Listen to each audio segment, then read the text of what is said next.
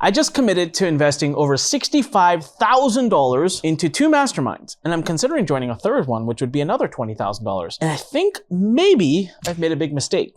Well, I want to analyze this for you in this episode and talk about masterminds and how they work and why I think I maybe made a mistake, maybe didn't. We'll find out at the end of the episode. What's up, guys? This is Anik Singal. Welcome back to the podcast. And here today, we're going to talk about masterminds. I've been joining masterminds since the first time I started a business. My first mastermind I ever joined was when I had $20,000 in my bank account and the mastermind cost about $15,000. And I joined it. But I can tell you, and this is me going off of memory from something that was literally 18 years ago, and I'm probably completely wrong in my numbers, so that's my disclaimer. I believe, though, if I remember correctly, I went on to make $300,000 or $400,000 from that mastermind. One thing I can tell you that in my entire life, every mastermind I've invested in, there was only one that I did not get a ridiculous return from. Only one. And that particular one, I just never used it. I invested in it, never went to a single event, never logged in, never did a darn thing. So of course I got nothing out of it. But for the most part, if you do your masterminds properly, they're actually really, really helpful. The reason I decided to uproot all of a sudden and join these masterminds was because I did a little bit of a self-reflection. For the last 5 years, I noticed one thing. My network hadn't really grown. I hadn't gone out there, met new people. I hadn't really learned anything new. And I knew one thing, that as an entrepreneur, if you stall, you die. And it didn't make me feel good. At the age of 39, feeling like I'm still at the prime of my entrepreneurship career, I felt like I should be meeting new people, growing relationships, growing my knowledge, growing my mind. What am I doing? I started realizing every room I was walking into, I was the top dog in the room. And that might sound like I'm being all,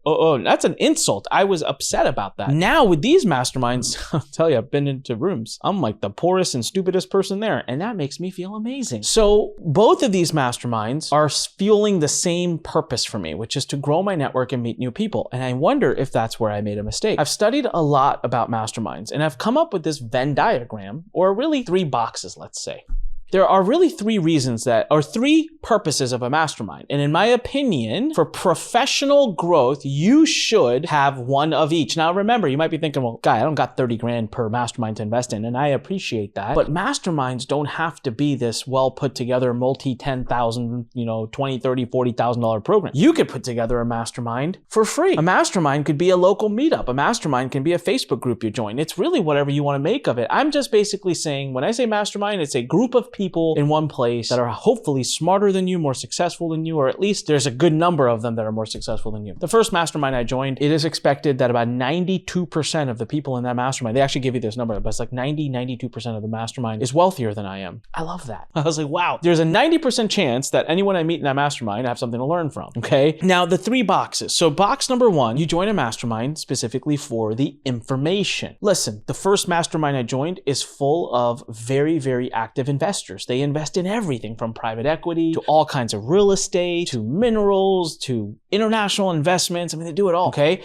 That's great information. I'm at the stage in my life where I'd like to learn a lot more about investing. The second box is network, quote unquote, access, the people. You join a mastermind, you want access to the people. So one of the masterminds I joined, I'll tell you right now, I was having a lot of debates about it. I was going back and forth whether I would join the mastermind or not. And I got this audio note from the organizer of the mastermind. And in that audio note, he mentioned a few people that have just recently joined. And I know he did it strategically, so wink, wink, good selling, my friend. And as soon as he said the first few names, I thought, I'm in. I want to get to know that person. I want to get to know 3 of the 5 names he just mentioned. They're on my list.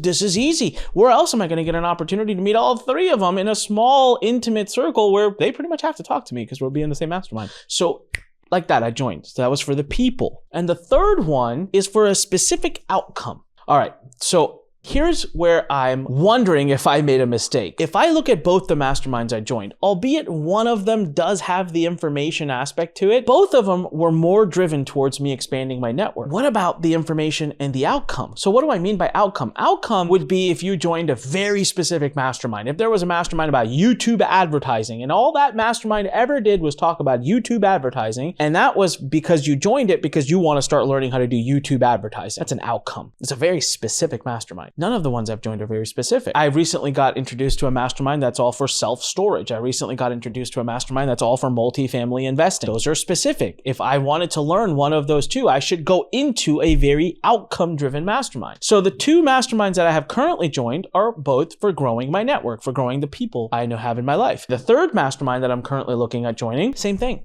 It would be more about the people. So what I've done is I've gone and put a pause on the third mastermind, and I'm basically asking myself one question. What one specific thing do I really, really want to master right now? Is there a particular type of marketing, particular type of investing? Is there a particular type of personal goal that I really want to master right now? I've been wanting to get my pilot's license for a long time. That's not really a mastermind, but I could go off for a 3-week class, be like a mastermind for 3 weeks, being around 30 other people getting their pilot's license. I'm not saying I'm doing it. I'm saying I'm putting it all on the table. So the one thing I could have done is evaluated these 3 boxes a little bit better before I committed to joining the masterminds. Now, I will tell you, I did not make a mistake. In the end, I have made a decision that I'm very happy with the 2 masterminds I joined, because the area I have fallen behind the most over the last 5 years was in growing my network. I've still been growing my mind, not as much as I would like, but I've been learning new information, and I've still been getting a lot of new outcomes in my life, personally and professionally. But I had really fallen apart on the growing my network side. So I'm going to go ahead and give that side a little bit of a boost. But I am right now keeping my eyes and ears open for masterminds that would be specifically outcome driven. I just haven't really figured out what is that one outcome I really, really want, so I can go join a mastermind for that particular outcome.